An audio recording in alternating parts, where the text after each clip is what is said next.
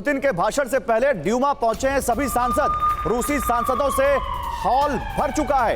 कुछ ही देर में वहां पर पुतिन पहुंचने वाले हैं। पुतिन का इंतजार कर रहे हैं सभी सांसद।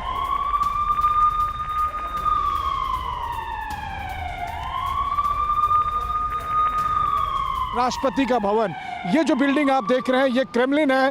क्रेमलिन के साथ जो ये ऊंची ऊंची मीनारें हैं, मीनार पर लगे हुए जो स्टार हैं, दरअसल यही रूस की सत्ता के प्रतीक हैं।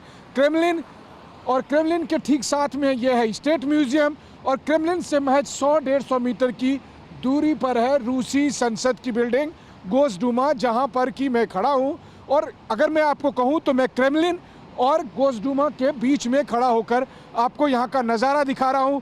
देखिए यहाँ पर भी थोड़े बहुत वीआईपी आते हैं। मतलब ये है कि कुछ लोगों की गाड़ियों में जो है वो जैसे हमारे यहाँ लाल बत्ती लगी होती है वैसी बत्तियाँ यहाँ ब्लू बत्तियाँ रहती है, और उनको आने जाने के लिए कभी कभी रूट भी रोका जाता है, उन्हें अलग से पास कराया जाता है।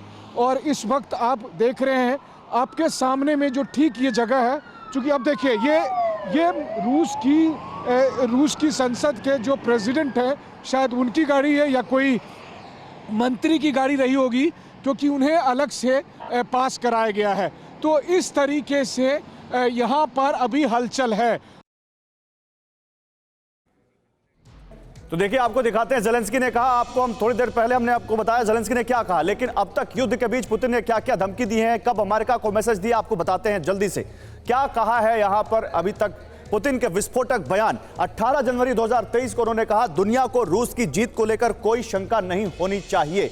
इसके अलावा उन्होंने कहा सैनिकों का साहस, डिफेंस टेक्नोलॉजी हमें जीत दिलाएगी। फिर इससे पहले 23 दिसंबर 2022 को क्या कहा पुतिन ने, रूस अब यूक्रेन युद्ध का अंत चाहता है, लेकिन यूक्रेन और अमेरिका नहीं चाहते कि यह युद्ध समाप्त हो, यह कहा।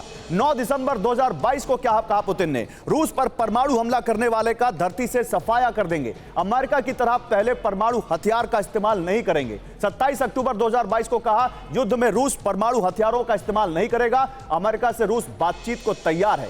11 अक्टूबर 2022 को कहा उन्होंने कि पहली बार परमाणु हथियारों के इस्तेमाल की पुतिन ने धमकी दी, रूस की रक्षा के लिए सभी उपलब्ध उपायों का इस्तेमाल करेंगे, यह कहा। तो ये अभी तक के बयान जो हम आपको दिखा रहे हैं, पुतिन ने अभी तक क्या क्या कहा है। उन्होंने कहा कि यूक्रेन ने अगर जल्द हथियार नहीं डाले तो अंजाम बुरा होगा। मार्च 2022 में जब युद्ध शुरू हुआ था तभी की बात है।